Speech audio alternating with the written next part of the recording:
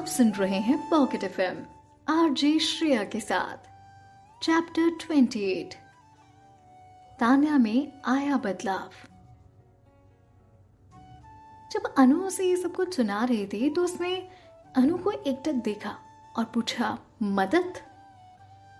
तान्या को वो मदद बिल्कुल नहीं लग रही थी। किसी एंगल से वो मदद की तरह कुछ था ही नहीं। प्रखर को भी अनु की बातों का मतलब समझ में आ रहा था, इसलिए उसने अनु को उसकी बातों के लिए बहुत बुरा सुनाया और कहा, हमें किसी की झूठी मदद की कोई ज़रूरत नहीं है और हमारे परिवार ने अभी तक खुद को जैसे भी संभाला है ना, बिना किसी झूठी मदद के वो आगे भी संभाल लेगा। ठीक है, आपको हमारी फिक्र करने की कोई ज़रूरत नहीं है। प्रखर के गुस्से का कारण ये भी था कि उसकी बहन और आदित्य के डिवोर्स के बाद तान्या डिप्रेशन में चली गई थी। एक मिनट, ये सब आपको मजाक लग रहा होगा, पर मेरी बहन के चेहरे की मुस्कान चली गई थी। और कौन सी माँ अपने इतने छोटे से बच्चे को अकेला छोड़कर आती है? हाँ, ये सिर्फ तब होता है जब उसे मजबूर किया जाता है। कोई माँ अपने बच्चे को छोड़कर नहीं आती अगर उसे मजबूर ना किया जाए। प्रखर अपनी बहन को अच्छे से जानता था कि वो तो कुछ नहीं बोलेगी, चाहे उसने इतने सालों में कितनी ही परेशानियां क्यों ना झेली हो, पर वो अपनी परेशानियों के बारे में किसी को कुछ नहीं बोलेगी। हमेशा बस यही दिखा दी कि आदित्य के परिवार को कितना कुछ सहना पड़ा। इसीलिए शायद प्रखर के मन में आदित्य के प्रति इतनी नफरत भरी थी। वो आदित्य के होने वाली नई बीवी यानी कि अनु को अपनी आंखों के सामने बर्दाश्त नहीं कर पा रहा था। और ये कहीं ना कहीं गलत भी नहीं था, क्योंकि कहीं ना कहीं उसे लग रहा था कि अनु उसकी बहन के जख्मों पर नमक छिड़कना चाहती थी, तो वो उसे तमीज से कैसे बात करता, और वो भी इस लांछन के बाद कि वो हमारी मदद करना चाहती है, झूठी मदद। अनु को उसकी बात का इतना फर्क नहीं पड़ रहा था, क्योंकि उस दिन उसका टारगेट सिर्फ तान्या थी।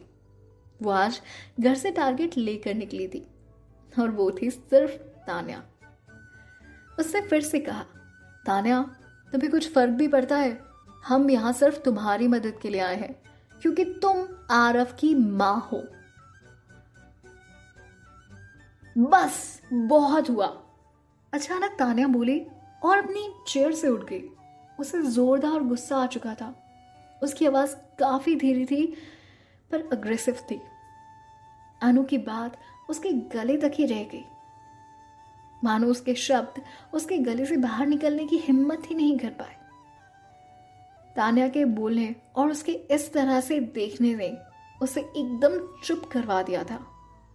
उसे लगा शायद उसने तान्या को कुछ ज्यादा ही बोल दिया।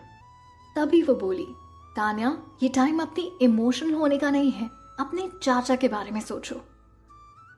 फिर तान्या ने कहा, तुम चुप रहो, मैं तुमसे बात नहीं कर रही, so better be shut up. Anu बस इतना कहकर चुप हो गई। तुम और खिसियाए हुए बिल्ली की तरह। उसकी आंखों में इतना गुस्सा था मानो कहना चाहती हो, ए बदसूरत औरत, तू मुझसे ऐसे बात नहीं कर सकती। तू होती कौन है?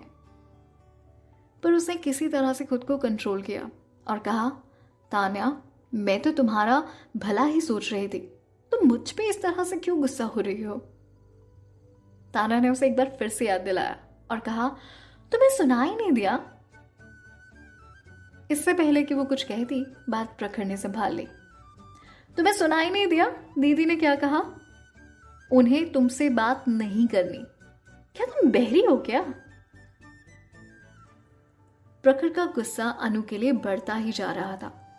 माना अनु की हरकतें भी कुछ ऐसी ही थी। पता नहीं आदित्य ने इस घटिया औरत को कैसे पसंद कर लिया, और इस घटिया औरत में क्या देखा। शायद आदित्य का दिमाग खराब हो गया था, क्योंकि ये औरत मेरी बहन की तुलना से एकदम परे है।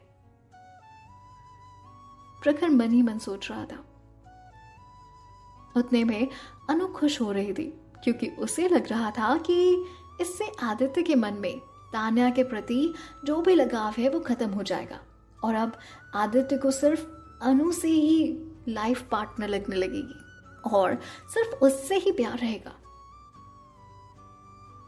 ऐसे या वैसे वो बस अपना मकसद साधना चाहती थी, आदित्य पर इम्प्रेशन जमाने का, आदित्य की लाइफ में एंटर करने का, उसकी लाइफ पार्टनर बनने का। तभी आदित्य तान्या की तरफ देखते हुए कहता है, मैं तुम पर कोई एहसान नहीं कर रहा, तुम्हें जो समझना है समझो, पर ये सच है। मैं चुप इसलिए था क्योंकि मैं तुम्हें देखकर बहुत शॉक हो गया था। तुम आज बहुत चेंज लग रही हो। शायद ये किसी और ने यहाँ पर महसूस नहीं किया हो, पर मुझे ये बहुत अच्छे से महसूस हो रहा है। तुम हमेशा की तरह आज भी इतना नहीं बोली, पर तुम्हारे अंदर पहले एक अजीब सा डर, एक अजीब सी हिचक हुआ करती थी और तुम्हारी आंखों को देखकर ऐसा लगता था मानो तुम एक अनजान दुनिया में हो। पर आज ऐसा बिल्कुल नहीं लग रहा। आज तुम्हारी आंखों में एक अलग ही चमक दिखाई दे रही है, एक अलग ही लेवल ऑफ कॉन्फिडेंस है तुम्हारा।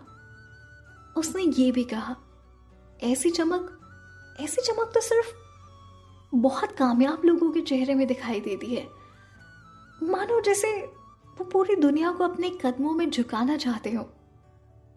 कुछ इस तरह की चमक दिख रही है आज तुम में। ये कुछ ऐसा था जो सिर्फ कुछ महान लोगों को अपने साथ लेकर इस दुनिया में आने का मौका देता था, जो बहुत कॉन्फिडेंस और डिटर्मिनेशन के साथ बात करते थे। उसे ऐसा लग रहा था जैसे जिस तान्या से उसने शादी की थी वो गहरी नींद में सोई हुई थी, जो अब जाग चुकी है और अब वो बदल चुकी है।